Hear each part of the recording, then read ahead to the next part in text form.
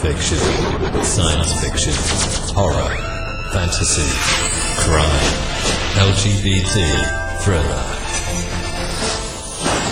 You have now entered the House of Mystery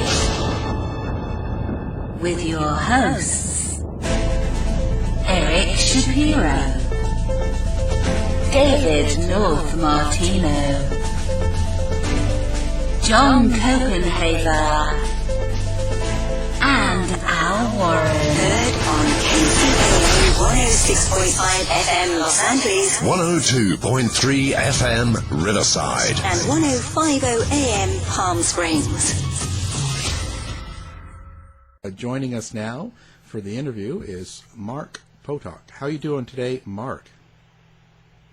Oh, I'm doing very well, thanks, and great to hear from you. Well, Mark, lots going on in the States and the world, and we're going to talk a little bit about some history, about Timothy Mcveigh and Ruby Ridge and that whole thing that happened 25 years ago. And if you think it's really gotten better or worse, or if it's changed, or we kind of go from there, but what was your first connection with the whole Oklahoma bombing?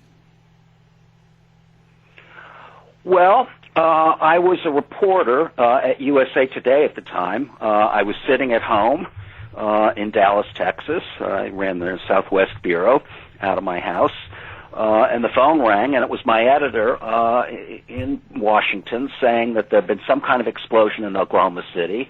Nobody knew if it was a gas explosion or what it was. But something was going on, and, she'd be right back to me. About 3 minutes later, the phone rang again, and it was, you've got to go to Oklahoma City now. So that's how it started for me. And now, Timothy McVeigh, what was his design on this? What was his plan? What did he hope to gain from blowing up the building? Well, I think he clearly hoped to start a war against the government, and was, by the time he died, by the time he was executed, it became quite clear that he had failed. But the idea was that the Oklahoma City bombing was payback. It was dirty for dirty, as he said, to the government for the government's role in the Waco disaster exactly 2 years before. So it was a revenge strike on the government, but it was meant to attack specifically law enforcement agencies associated with the Waco debacle, and more than that, as I say, to kick off some war against the government. Now, on Waco itself, what do you think the problem was? Like, why was there the hate group toward the government? Like, what was it about Waco that they didn't like? Well, I covered Waco as a reporter from the first day to the last.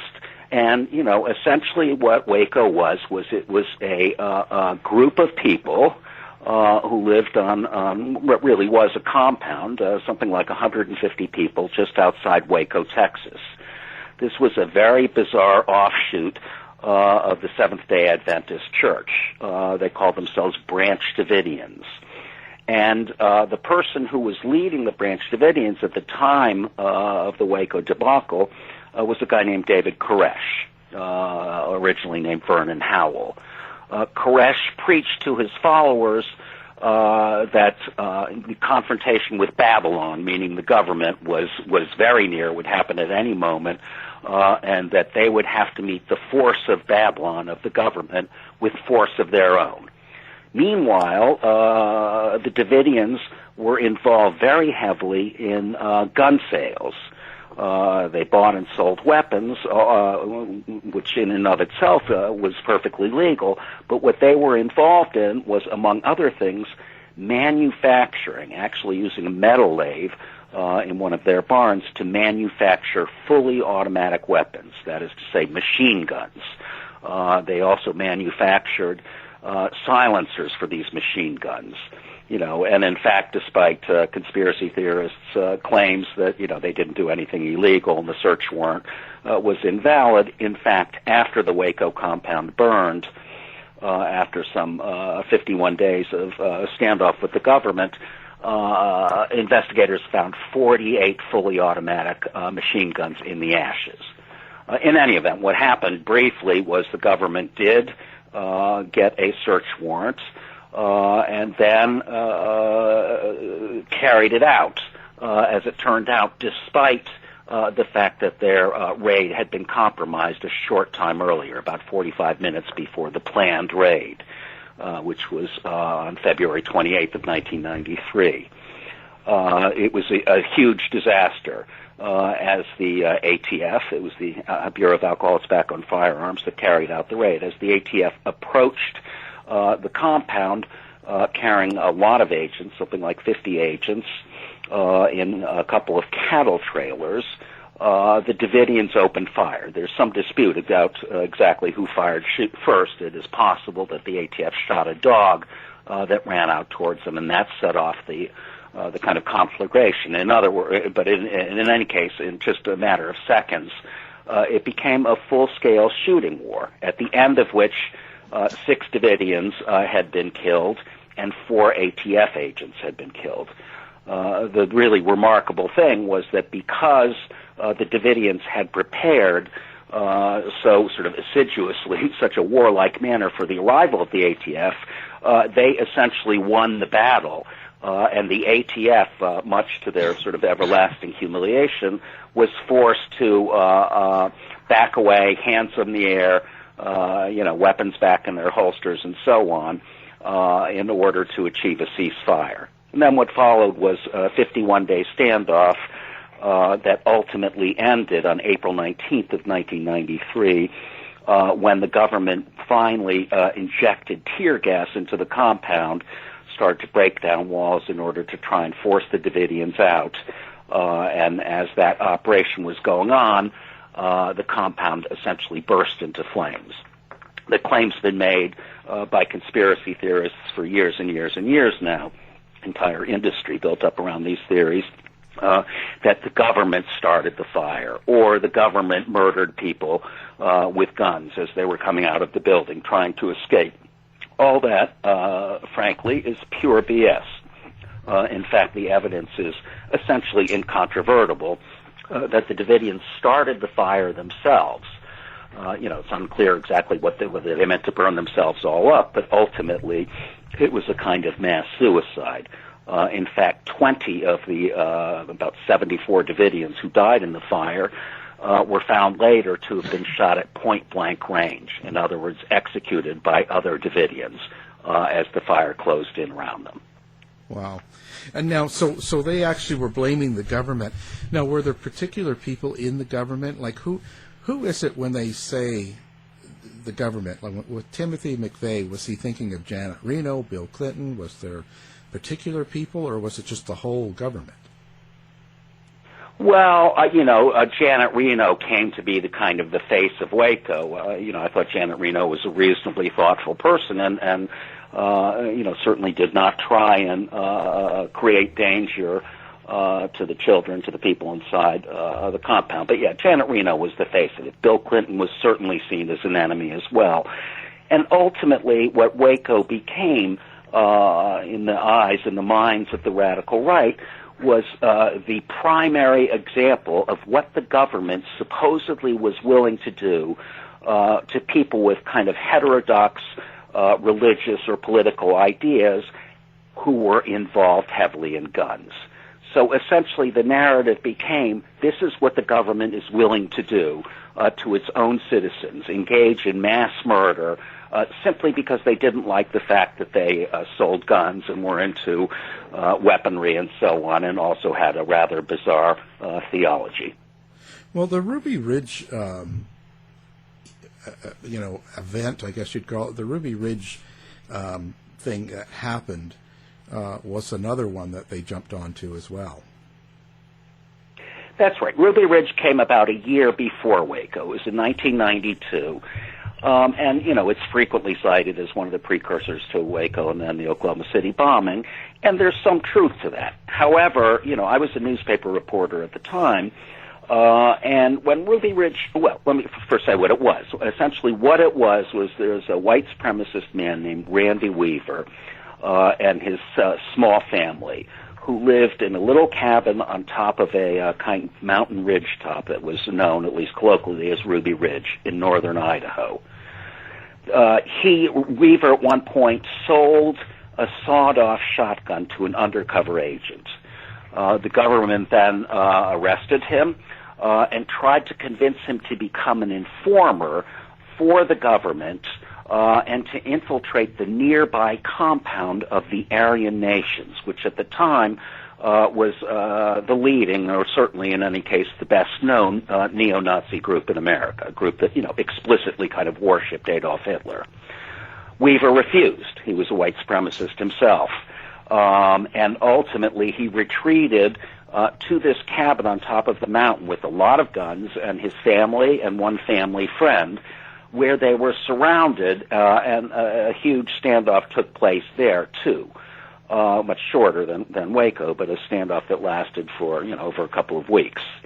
During that standoff, in the initial there was first a confrontation one day when Randy Weaver's young son heard their dog barking in the woods and ran out into the woods and ran into a couple of U.S. Marshals with weapons. There was a shootout, and Sam Weaver, the young kid, was killed. A few days later, a sniper with the government shot and killed Sammy Weaver's wife, Vicki Weaver, who was the real kind of hardline white supremacist ideologue of the family. Ultimately, they were talked into, negotiations went on, and they gave themselves up. And there was a remarkable kind of aftermath in the courts in which Samuel Weaver was charged with murder for shooting an ATF agent, and then acquitted completely. So the thing that I want to say, though, it was really it became a very big deal on the radical right. It wasn't so much that every American was following the Ruby Ridge side. Really weren't. It wasn't on television every night at all. But then a year later, a little less than a year later, the Waco Confrontation happened, and that was quite different. That was televised every single night on all three network news shows. And just an enormous amount of attention all around the world. And when finally the Waco building, the compound, burned, virtually the entire nation watched it on television. So Waco spread that. So although, yes, it's true that Ruby Ridge was a kind of catalyst on the right, it caused a bunch of white supremacists to get together and talk about, how can we react to this government which is murdering us and so on. It was only with Waco that millions and millions and millions of Americans began to believe that the government really had carried out this slaughter, and that this showed essentially how wicked the government was. Now, do you think these events, especially Waco, do you think it has a huge influence on today? Like a lot of the people in the right and the kind of Alex Jonesy sort of world still use Waco. So you think it's kind of like the base of their hatred toward other people? I don't know if it's the basis of their hatred. I mean, the far right in this country has despised the federal government since the Civil War, and up to the present moment, for its role in the Civil War freeing the slaves, for its role in the civil rights movement in the 60s and 50s, kind of standing up for black voters and so on. But yes, Waco is incredibly important. It's sort of the touchstone of the movement because it was this incredibly dramatic event. Virtually every American, along with much of the world, saw it happen.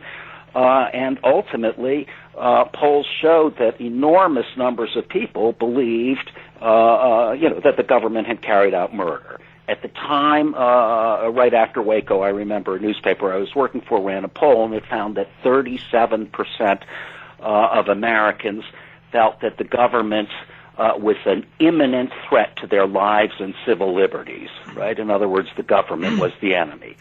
So Waco was a kind of high-octane fuel poured on the ideas pushed by Reagan and others that the federal government was a sort of beast that needed to be, as one of them said, drowned in a bathtub, that the government was not there to help you at all, but had become an enemy of the people.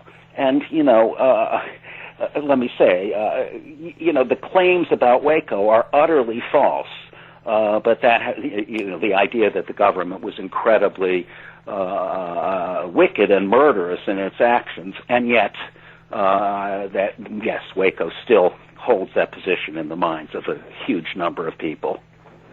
Well, that's an interesting point that you bring up. You talk about how this sort of alternate reality back then was fueling this hostility and rage towards the government, and now it's 25 years later, and fake news plays such a role in the opinions of so many Americans right now. How do you think that's developed over the years from, believing that Waco was something orchestrated by a government out to get people, and now, that's tenfold. That belief has just grown and grown. Well, and it's grown. a fairly straight line, really, when you think about the Alex Joneses of the world, claiming that the Sandy Hook massacre of school children was really all, carried out by child actors and so on. In other words, that all of these events, all of these mass shootings and terrorist attacks and so on are really, if you only knew what was really happening, are really the government at work in various terrible ways. Just to jump ahead to Oklahoma City, the Oklahoma City bombing in 1995, which was, directly payback for Waco. Almost immediately after that bomb went off, the conspiracy theorists got to work, concluding ultimately that Bill Clinton had that building bombed, and that the reason that President Clinton was so willing to murder 168 of his fellow citizens was that this would be a way of terrifying the American public into accepting draconian, anti-democratic terrorism legislation. So the essential theory was that ultimately Clinton, and the forces of the political left were coming for the guns of all Americans. And they would do this under, as I say, some kind of draconian anti-terrorism legislation. So the whole Oklahoma City bombing, in other words, according to the conspiracy theorists, was a pretext in order to seize regular Americans' weapons and ultimately to shepherd all of those who resisted that gun seizure into concentration camps that had supposedly secretly been built over the previous 10 or 20 years by FEMA, the Federal Emergency Management Agency. There you go. So, yeah. A whole series of conspiracy theories, and, that is what we're living with the legacy of that today. The President of the United States, as you mentioned, talks about the press as the enemy of the people, talks about, right today, it's, everyone who's into impeachment is, actually a vile traitor and so on. Who maybe needs to be put in the electric chair. Yeah, so, yeah. I think that the whole series of events we're talking about, from Ruby Ridge to Waco to Oklahoma City and all that has followed, culminating, I guess, most recently in the murder of 22 people in El Paso, has just been a conspiracy movie, has brought us to this place where people do accept this alternate reality, where people really listen to the likes of Alex Jones and other conspiracy theorists and think that he's right on. He understands what's really going on. And people think, well, that was 25 years ago. In reality, it doesn't seem like much has changed. In fact, it seems like it's only gotten worse. Well, I think it has gotten worse. And the reason, well, there are a number of reasons for that. One of the reasons is that, when we talk about the radical right in the United States, we're talking about a real movement. This is not, as Fox News and President Trump would have us believe, a bunch of people who are off their meds, who need to see a shrink. or some people who have watched too many violent video games, played too many violent games, or smoked too much pot, or whatever it may be. But these are literally the explanations you hear from the far right. The reality is that this is a real movement, and it is based on real things that are happening in the world. What I'm talking about essentially is the huge changes that globalization has wrought on not only American society, but on most of European societies as well. And what I mean by that is very large demographic changes. We are on course to, by 2043 or 2044, lose a white majority in the United States for the first time, obviously, since the colonial era. So that means real changes. Also, the financial aspects of globalization have meant that, huge sectors of our economy are in trouble. Just ask a steel worker, an auto worker, somebody who used to work in a textile plant. So while some people are, doing very well, and the income disparity it does grow every year. There are enormous sections of the population are hurting. And the third aspect to that is the idea that we're also seeing massive cultural changes. And, the simplest example of that is same-sex marriage, right? I think 20 years ago, same-sex marriage, right? Whatever one thought about it, it sure didn't seem possible that was going to be the law of the land. And here we are with same-sex marriage legal in all 50 states. So essentially what I'm arguing is that we as a society, and really with the Western Hemisphere, is going through an enormous backlash against these changes. And we've seen these at other points in our history, but this is a particularly big one. So, that I think is the basis really for what's happening. And now we have an added and really scary element, which is the role that Donald Trump in this country has played. Trump has normalized these ideas. I don't need to run through the roster of, there were very fine people in Charlottesville among the Nazis and so on, and, all of the ways that Trump has encouraged the radical right. And made it clear, if not precisely that he's one of them, but certainly that he's sympathetic to white nationalist views. And, we are not the only country in which this is happening. That's when right. you see, Viktor Orban in Hungary, or the leaders of Poland, or most of the Scandinavian countries, the UK now with Brexit, all of these countries are going through real paroxysms related to the way the world is changing. And, it seems indisputable to me that we're seeing a rise of the sort of liberal democratic order is in danger in the Western world.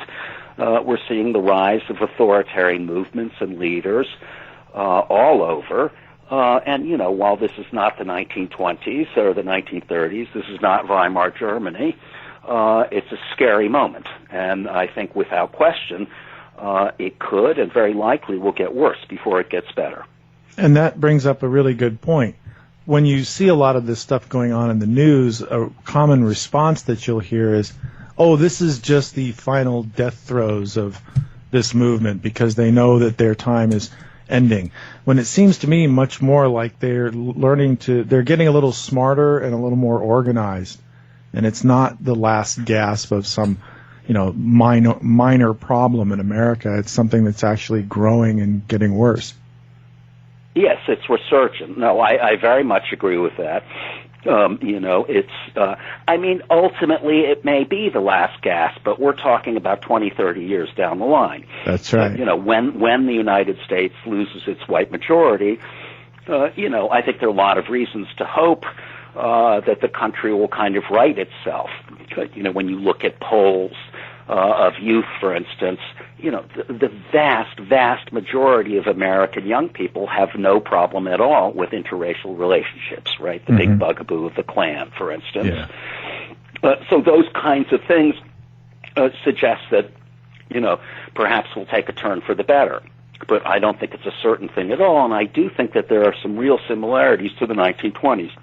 In the 1920s, I think people who are sort of lightly read in history the 1920s, that was the roaring 20s. It was the jazz age. We had these, sexy gals called flappers and, nice outfits. And, everybody was dancing in the streets. But in fact, it was a similar time in that the society was incredibly divided. Huge changes were going on. Women got the right to vote in 1920. The 1920 census first that showed that the majority of Americans were living in cities. It was becoming an urban country instead of a rural country. The Stokes trial over religious fundamentalism happened then, so religion was under attack. Kind of a corollary of women getting the right to vote was women moving out of their homes and into jobs, factories. Sex was out in the open in a way that hadn't happened. So what I'm saying is that there were huge kind of fundamental changes going on in the 20s. And as one result, we saw the emergence, just as in Germany and in many European countries, of proto-fascist groups like the Silver Shirts, people like Father Coughlin, the infamous anti-Semitic so-called radio priest, and most dramatically, the rise of the largest Klan, the so-called Second Era Klan, in American history. There were 4 million members of the Ku Klux Klan in 1925. So, and ultimately that resulted in the 1924 Immigration Act, which was this incredibly racist quota system, which essentially limited immigration to the United States to northern European countries, in particular with the aim of keeping out primarily Catholics but also Jews. But to just finish the argument, what happened, though, was in the course of the 30s, after the Great Crash in 1929 and the Depression, which kind of bottomed out by about 1932, was that Roosevelt was elected, FDR, and the New Deal was put into place, and things started to get quite a lot better in this country. And then, of course, towards as we got into the late 30s and early 40s, the United States entered World War II and fought with the Allies against, the most explicitly racist and anti-Semitic and barbaric regime you could imagine. So what I would say is that there was a kind of fork in the road in the 20s and early 30s. Germany went one way down that fork, took one turn, and the United States did a lot better. I'm not suggesting that the United States in 1945 or 1950 was, such a wonderful place, and, obviously there were Red Scares and the McCarthy era and so on, but it was in a hell of a lot better shape than it would have been had it gone down essentially the fascist path. So, again, not to say that this is some kind of direct analog to the 1920s, but there's a similarity. The society under huge stress, major changes.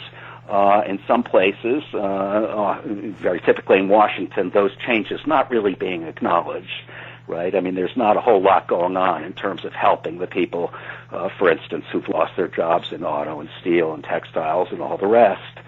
And you also see the angst felt among white Americans in the opioid crisis, in the the fact that white people aren't living any longer, right? The rise in death ages has stopped, and so on. So we're at a really pivotal moment, I think, and that's really what all this means.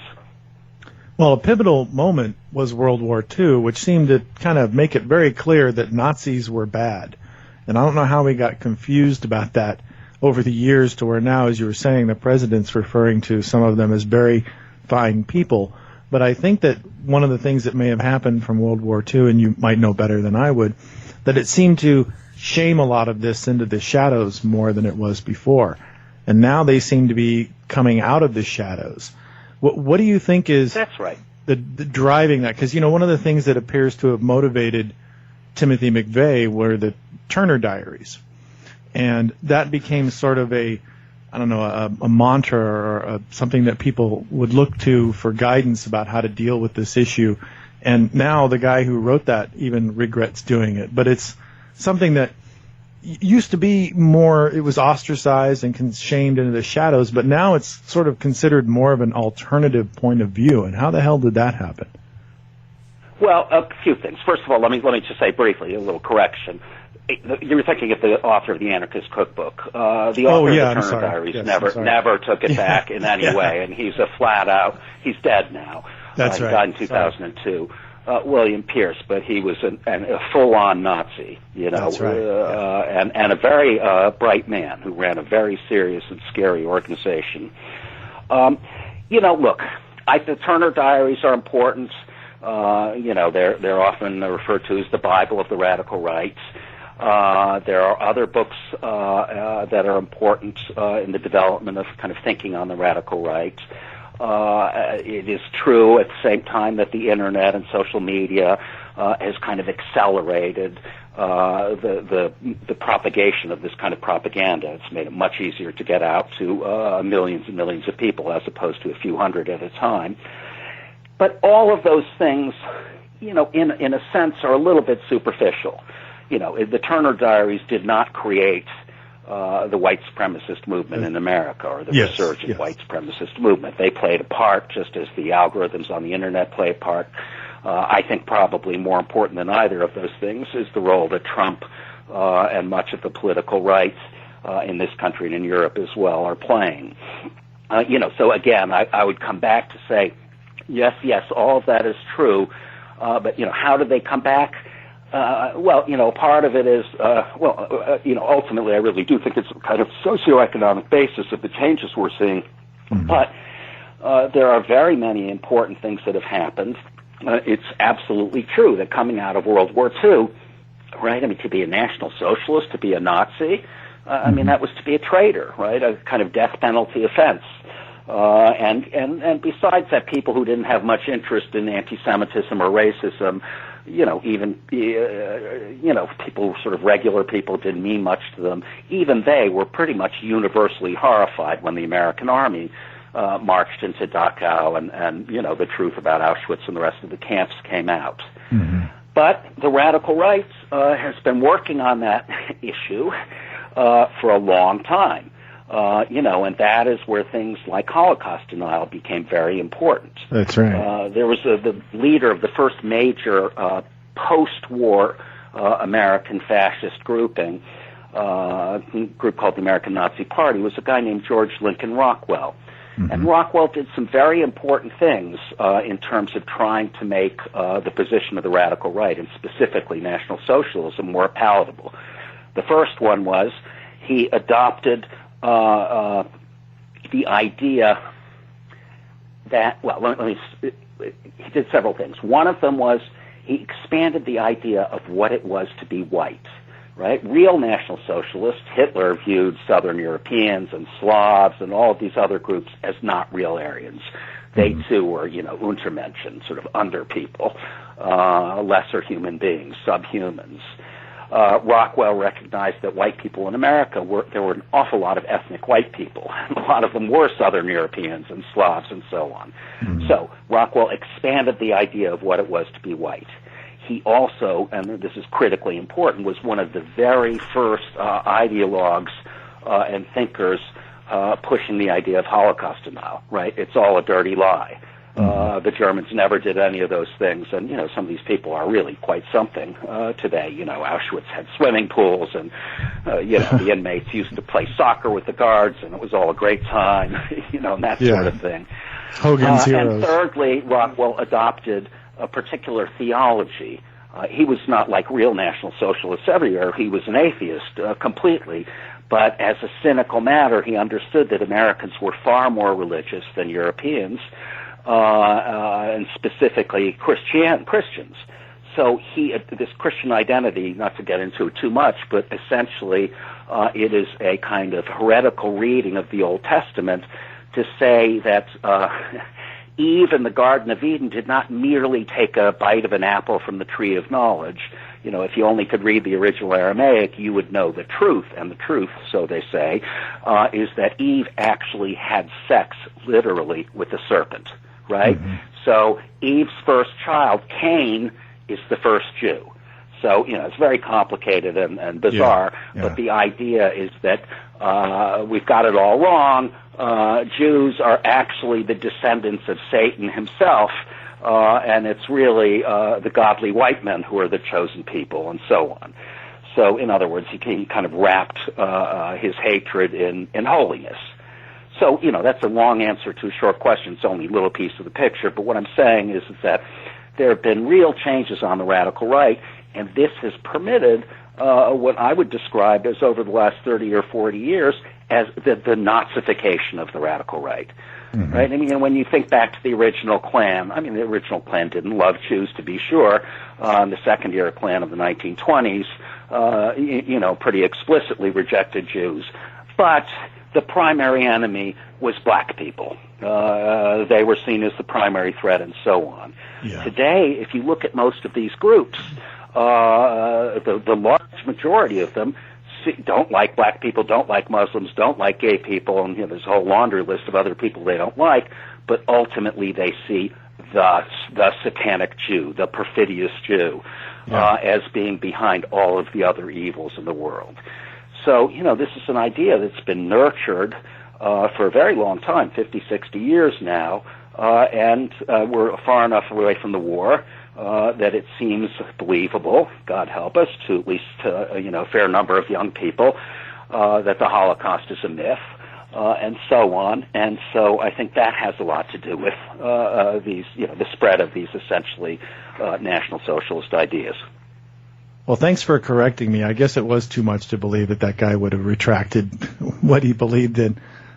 No, William Pierce would never retract any. He was a serious guy. William Pierce had been an associate professor of physics when he decided that he couldn't, in Oregon, when he decided that he couldn't stand the sight, this was in the late 60s, of some of his white colleagues going out with black women or black men and so on. He was so disgusted by that he became, kind of completely wrapped up in National Socialist ideas, and ultimately left his teaching position and started a very serious organization originally based in Arlington, Virginia, but for the better part of 30 or 40 years in West Virginia, up on a mountaintop. Oh, wow. So do you see how are we going to gain anything back at this point when people are listening to news and internet feeds of their choice and no longer open to other ideas? Well, it's not an easy answer. If I had an easy answer to that, I'd be rich or famous, I guess. I think a part of it is simply that we have to live through this very tough transition from one kind of a society to another one, which I think we're, indisputably going through. Mm-hmm. Other pieces of it, I think, are, and this sounds like Pollyanna stuff, but, our communities are really fractured in terrifically scary ways. And so there is a hell of a lot of bridge building that needs to go on. And it's obviously been a very difficult time because, at the same time as you have this very reactionary movement, it starts with the Tea Party, now here we are. We also have the rise of, the Me Too movement, of Black Lives Matter, and so on. So, I think there's a lot of bridge building to be done. I'm not really much of a bridge builder. I also think as a personal matter that, there's much to be said for outing these people. Mm-hmm. I worked doing that kind of thing for 20 years at the Southern Poverty Law Center. However, one begins to wonder, these days you out somebody, as a white nationalist or, that kind of thing, and, sometimes they get kicked off the air or they have to resign their seats, and sometimes they don't. Yeah. So I don't know, and added into all of this, first of all, we now have this, incredible impeachment process going on, but looking at the longer term, I think the outlook is scary for some other reasons. I think of global warming and the near certainty that in a very short time, in a matter of a couple of decades, we're going to have huge refugee populations all over the world. and obviously that is going to simply redouble the kind of pressures that people are going through. So I guess it's not a very hopeful answer, but that's where I'm at thinking about all of this. Yeah, because I just see things like,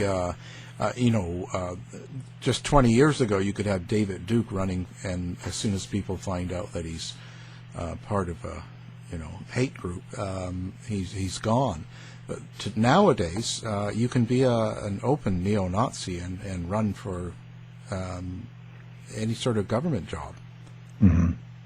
Yeah, although to be fair, thinking about David Duke back in the 80s and 90s, Duke got over 600,000 votes running for governor of Louisiana, and he got similar numbers of votes. I think in one of his elections he got something like 60% of the white vote in Louisiana. So, it wasn't so easy. It wasn't like once he was outed, that was the end of David Duke. He had to slink away into some hole someplace. Yeah. You guys probably remember he was running against Edwin Edwards, who was known as a corrupt politician. And during the election, a very, very famous bumper sticker appeared which said, "Vote for the crook. It's important." In other words, vote for the crook, Edwin Edwards, because voting for David Duke, is vastly worse. And Edwards did win, in fact, in the end. But David Duke certainly didn't go away. He's one of the president's biggest supporters, and he's even talking about, running for Senate or something? Yeah. So. Yeah, he's finished politically. He'll never win anything anymore. Yeah. He's simply been too outed. He wrote a book about Jewish supremacism and so on. He's really out there. Mm-hmm. But while we're speaking of David Duke, let me just say, in terms of the real hypocrisy and lying from President Trump, that, during his election campaign and afterwards, he was asked again and again if he repudiated David Duke, who was saying, vote for him. Anyone who doesn't vote for Trump is a race traitor. Any white man who doesn't vote for Trump is a race traitor, and so on. Mm-hmm. And Trump made the claim on several occasions that he really couldn't denounce. Reporters saying, do you denounce David Duke, his views? He says he endorses you. Well, yeah. I can't really do that because I don't really know who David Duke is. I don't know anything about him. And that was, if I may say it plainly, a bald-faced lie. And I say that because Trump, when he was first thinking about running for president, he was thinking of running on the Reform Party ticket, the party started by Ross Perot. And at that time, the Reform Party had become very right-wing. And Trump, ultimately said no, he would not accept a spot as running for president on the Reform Party ticket because David Duke, the neo-Nazi and anti-Semite, would have been his running mate. So, he comes back 10, 12 years later and claims he doesn't know anything about Duke. Yeah. Dog whistle hardly covers it, right? It's a direct signal to the radical right that I'm not against you guys. So what's the final outcome? What do you hope people realize and come out of in their minds from the work people like you do? Well, look, ultimately what I wish people would do is learn to think critically. Sometimes you'll read stories about fake news and conspiracy theories on the Internet and so on, and often the authors of these articles make it sound like, kids need to be PhDs in order to sort out what's true and what's not true on the Internet. And I guess I find that kind of silly. I think that if you have 2 or 3 brain cells to rub together and pay attention when you're reading the Internet, it becomes fairly obvious, at least in most cases, what is ridiculous. For instance, the claim that the New York Times, lies all the time about Trump, and prints things in quotes from him that he never said, and so on. But in any case, I think that that's probably the single most important thing. We live in a very complex world, and conspiracy theories are essentially something that not very smart people use to think about a world that's very complex. It takes a complicated world and makes it simple. I know why all this is happening. It's because the Jews, or the black people, or the Muslims, right? There's a secret plot. I mean, for instance, conspiracy theory like the idea that Muslims all over America are plotting to impose Sharia law on the criminal courts of America. It's patently false in about 3 minutes of looking around with the help of Google on the internet, and you can understand that. The fact is that Sharia law could not be imposed on American courts. Absolutely no way. Under the Constitution. It would be completely 100% unconstitutional.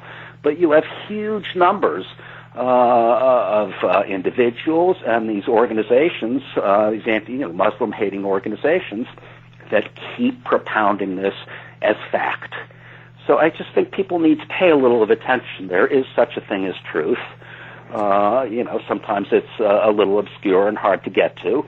But I don't think that, the fact that people spout all kinds of theories on the internet gives us an excuse to pay no attention to what's really going on. I mean, it is our obligation, it seems to me, as citizens of the world, let alone the country, that we pay attention and care about what's going on around us. And a part of that is understanding what is true and what is false in an era when falsity, is incredibly widespread. So now, have you got a website or a place people can look for you and maybe perhaps get some information from you? Sure.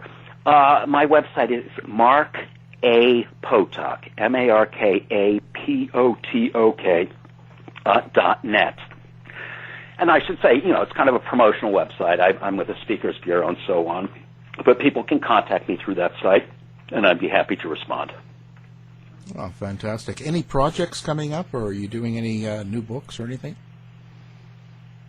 Well, I just came back from a big event in Washington put on by the National Counterterrorism Center, which is a government agency.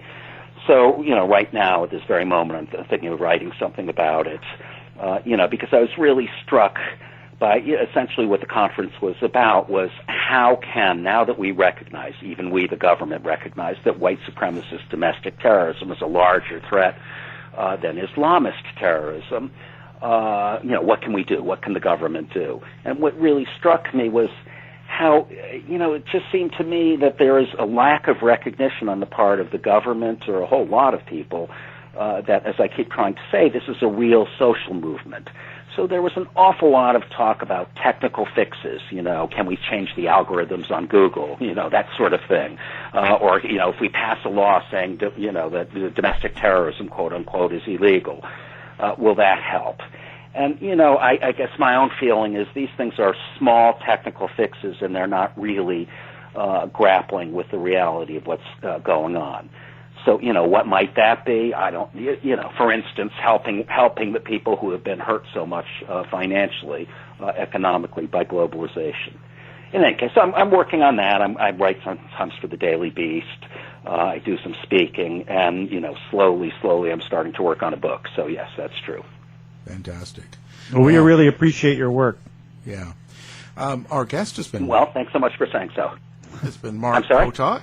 Our guest has been Mark Potok. Thank you for being on the show. Well, a real pleasure, and I hope we do it again sometime. To find out more about our show, guests, or to listen to past shows from our archive, please go to www.houseofmysteryradio.com. Show's over for now. Was it as good for you as it was for me? Well, good night. This has been a production of Something Weird Media. I'll be back.